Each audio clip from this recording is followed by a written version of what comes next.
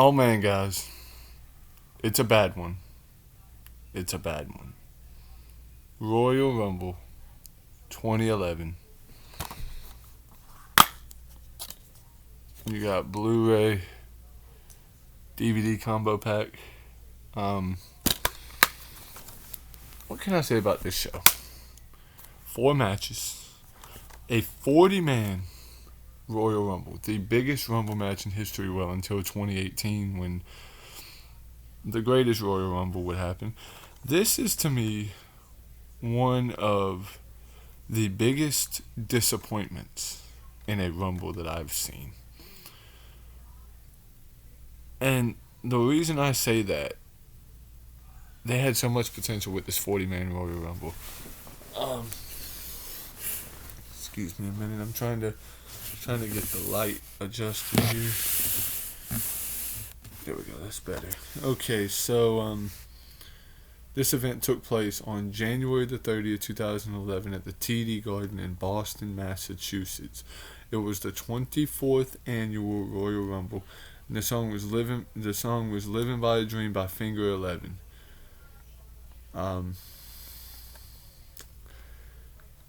This show brings back memories to me, though, a little bit. Whether it be good or bad memories, I don't know what it is. It's just something about this show that...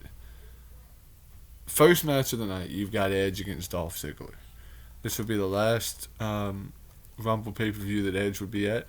Hopefully he comes back for the 2020 Rumble. I really do hope that he does. This opening match, though, between these two guys, they actually kind of knocked it out of the park, I thought. I give it about 4. I'll go 4 on this. I'll go 4 stars on this. They got about 20 minutes. Edge won the 2010 Rumble, and now he's retaining the world title in the opening match. This match as the opener worked well, a bit slow and methodical, but it told a good story.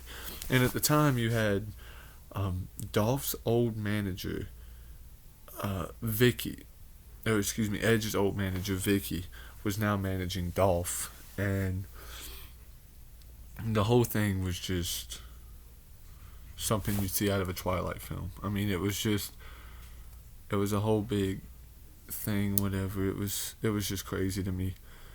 And then you transition right into the WWE Championship match between The Miz and Randy Orton. And it was crazy to me that you would have the WWE Championship match right after the World Championship match. Miz was a new experiment at the time. Could he headline WrestleMania? Or at least half of it was in question. Many thought Orton would walk out with the title. I did. Me personally, I thought Randy made the most logical sense in that aspect. But, no. Miz came out on top, retaining the title. Of course, Randy, I don't know, Randy throws Riley in the next. Yep, Miz beat him. Of course, there was shenanigans. Punk interfered.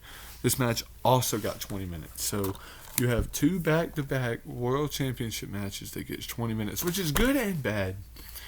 It's good because you have time to tell a proper story, but it's also bad because it can take away from other guys. Like with this match only having 4 matches, the 40-man Rumble, the 2 world title matches, and a Divas Championship match. You know, you kind of got to structure how it goes, because with entrances and everything, the Rumble match is almost an hour and a half. And then you've got 40 minutes right there, so that leaves about 2 hours and 10 minutes. And then you just got like 30 minutes of filler that you're probably going to do. Next up, you have a fatal 4-way match for the WWE Divas Championship. Natalya versus Michelle McCool versus Layla versus Eve. This match was originally supposed to be, I think, a triple threat, from what I'm mistaken. 2 of the ladies in the match were a part of the team. Laycool, Um, yeah, so they're adding to the match. Cole got a message, and I quote, stupid anonymous Raw general manager stuff. Eve is now in the match. Layla's dragged out by McCool. Eve is hit off the apron, and now Cool stand side by side. Basically, Eve won the title. This gets a star. I mean, because really, you were looking at it with Cool. You knew that they were not going to be able to really coexist. They had been co-Divas champions before, but they would end up having like a big blow-off thing to where they'd end up having a big blow-off match. I think it was at Extreme Rules that year, if I'm not mistaken.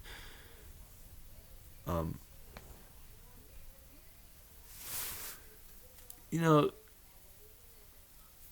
this show though, 2011 as a whole was good. This show though, just, and a lot of people seem to like it. A lot of people do, and different strokes for different folks. Me, I just didn't like it all that good. The Rumble match itself is not bad. Number one was CM Punk. Number two was Daniel Bryan, so that was good to see. Bryan and Punk start the Rumble match off, and entrance every 90 seconds. But I swear to you, watching the Rumble match, it felt like there were entrance every 60 seconds, every 30 seconds, every 45. It felt like the entrances were rushed. Number three was Justin Gabriel. 4 is Zack Ryder.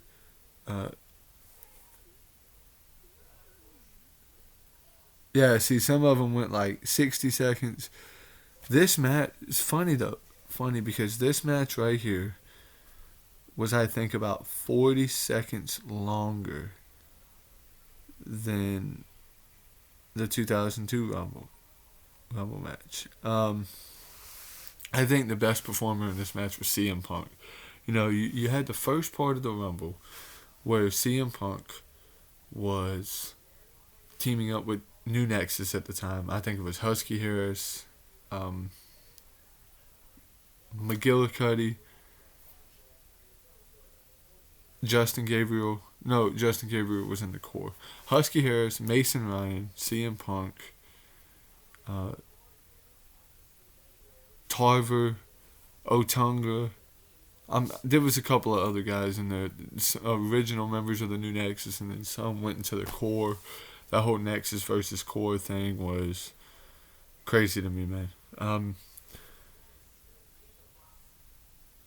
There's just not a lot of content to really work with on this show. The overall Rumble match itself to me I'll give it about 3 stars. It's